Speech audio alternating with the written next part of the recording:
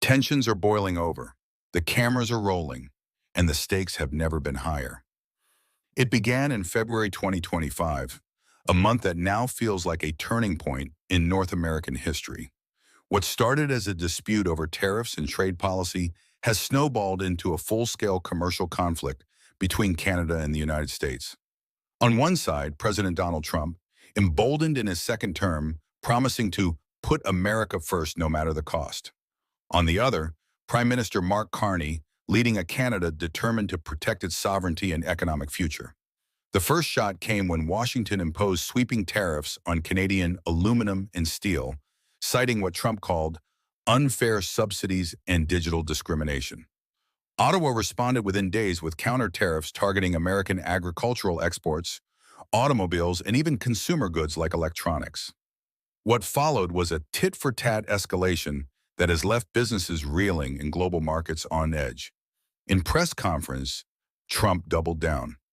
Canada has taken advantage of us for too long. This ends now. No more one-sided deals. No more digital taxes punishing our companies. Either they play fair or they pay. Carney, in a rare nationally televised address, struck a different tone. We will not be bullied. Canada will stand firm for our workers, our industries, and our values. Cooperation is our preference, but capitulation is not an option. As March unfolded, the impacts began rippling across borders. Canadian farmers watched nervously as shipments of beef and canola were stranded at U.S. ports. Auto manufacturers on both sides of the border scrambled as parts supply chains were disrupted.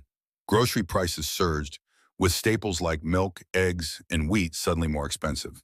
Behind the scenes, frantic diplomatic efforts tried to stop the bleeding. Trade ministers shuttled between Ottawa and Washington.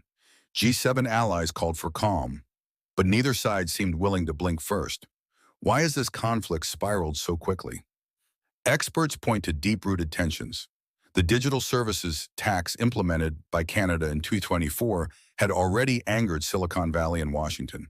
Trump's administration saw it as a direct attack on American tech giants, even though similar taxes existed in Europe. Meanwhile, Canada's push for stricter environmental standards on imported goods clashed with U.S. deregulation policies.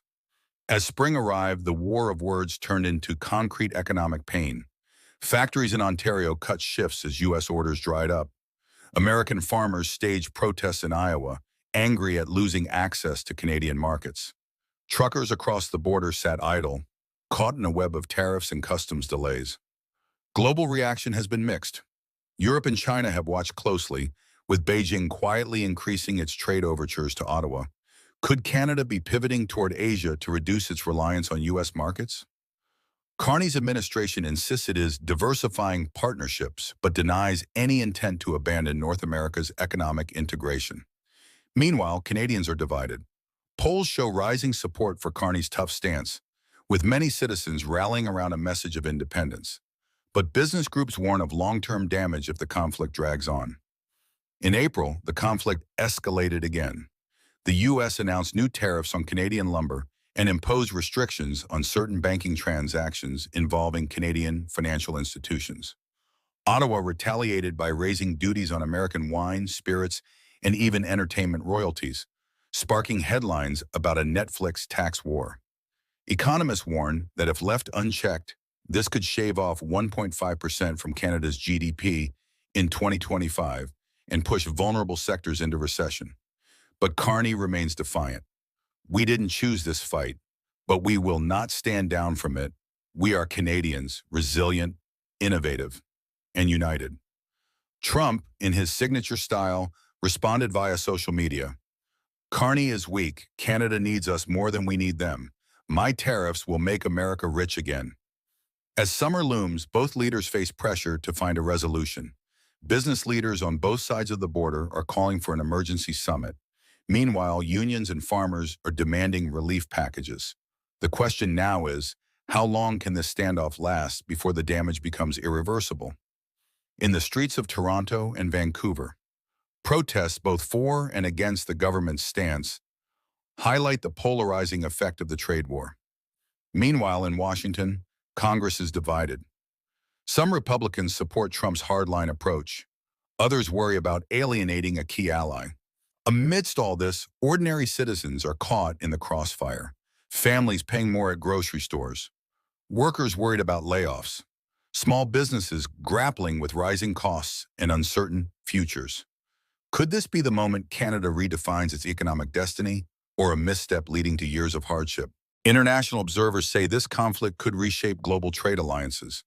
If Canada withstands U.S. pressure, it may emerge as a symbol of middle power resilience.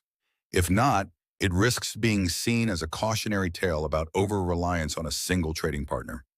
What's clear is that this is no longer just about tariffs or taxes.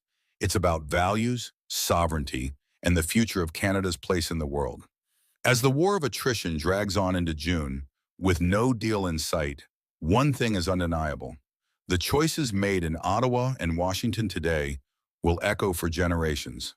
Will history remember this as the moment Canada stood tall, or as the opening chapter of a costly economic retreat? Stay tuned because the world is watching.